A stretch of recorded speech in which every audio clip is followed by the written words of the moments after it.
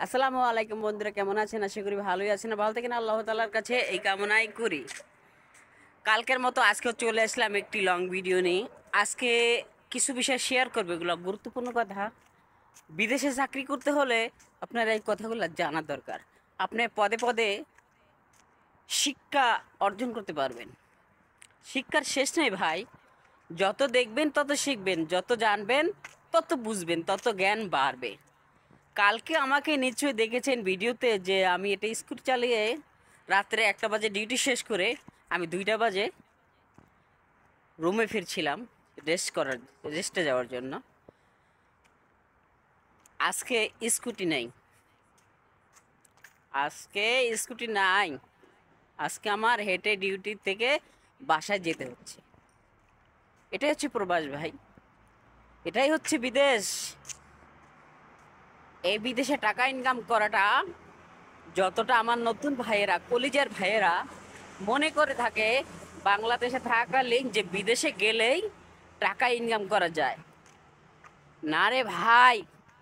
সত্যি কথা বলছি কসম আল্লাহর, টাকাটা ইনকাম করাটা যতটা সহজ তুমি মনে করো, আল্লাহর কসম ততটা সহজ না। পদে পদে তোমার শিক্ষা অর্জন করতে পারবা তুমি সৌদি আরবের মাটিতে। যেটা তোমার পছন্দ না, তুমি সেটাই এখানে তোমার করতে হবে, সেটাই তোমার করতে হবে। যেটা কখনো তুমি তোমার বাড়িতে থাকাকালীন সিও দেখো না, ফিরও তাকাও নাই, কিন্তু এই সৌদি আরবের মাটিতে তোমার সেটা করতে হবে। যেখানেই থাকো, যে কোম্পানিতে থাকো, যে জায়গায় চাকরি করো, পেটের দায়ী তো করবা, কিন্তু সহ্য করে টাকা ইনকাম করতে যদি চাও, অনেক সহ্য করতে হবে, অনেক সহ্য করতে হবে। সকলের চিন্তা করে তুমি চাইলেই যেতে পারবা না। যদি তুমি অবৈধ হয়ে যাও, চাইলেও যেতে পারবা না। এটা হচ্ছে কথা ভাই।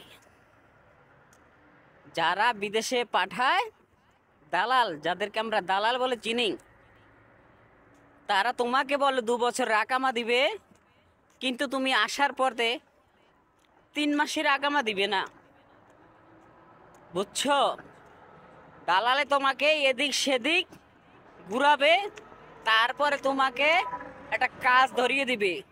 যদি কপাল ভালো হয়, ওখানের কফিল তোমাকে বৈধ করে নিবে, আর যদি কপাল খারাপ থাকে তোমার অবৈধভাবে সেখানে কাম করতে হবে। তাও বেতন ঠিক মতো পাও কিনা তার কোনো নিশ্চয়তা নাই।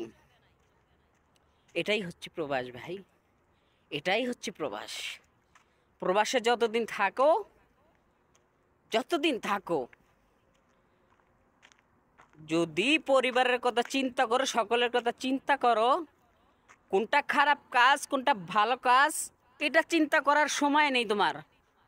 তোমার মাথার ভিতরে একটা জিনিসই তখন আসবে, টাকা চাই আমি, টাকা। এটাই করতে হয় ভাই। এখন এই প্রবাসে এখন এটাই করি। বাংলাদেশে থাকাকালীন মনে করেছি বিদেশে অনেকে যায়, ঘর দুয়ার করে, বিল্ডিং করে, বিদেশে গেলেই মনে হয় টাকা। আসার পর বুঝতে পারছি সেই ভাইয়েরা আসলেই সত্যি কথা বলেছিল, আসলে সত্যি কথা বলেছিল। আমরা অনেকেই মনে করে থাকি প্রবাসী ভাইয়েরা হাসামিসা মিথ্যা কথা বলে সোশ্যাল মিডিয়া ভিডিও আপলোড করে ছাড়ে। আসলে না ভাই, কথাগুলা কারেক্ট, 100% সত্যি কথা, 100% সত্যি কথা। তো প্রবাসে যারা আসবেন অবশ্যই চিন্তা ভাবনা করে আসবেন। আপনার এখানে যে কোনো কাজ করতে হবে যেটা কখনো কোনো দিন বাংলাদেশে করেনি। তো এই হচ্ছে কথা। সুস্থ থাকবেন, ভালো থাকবেন। আবারও দেখা হবে কোনো একদিন কোনো একটি ভিডিও নিয়ে। সেই পর্যন্ত সুস্থ থাকবেন, ভালো থাকবেন। সবাইকে জানাই ঈদ মোবারক। ঈদের আনন্দ সবার সাথে ভাগাভাগি করে ভালো থাকার চেষ্টা করবেন। এটাই হচ্ছে কথা।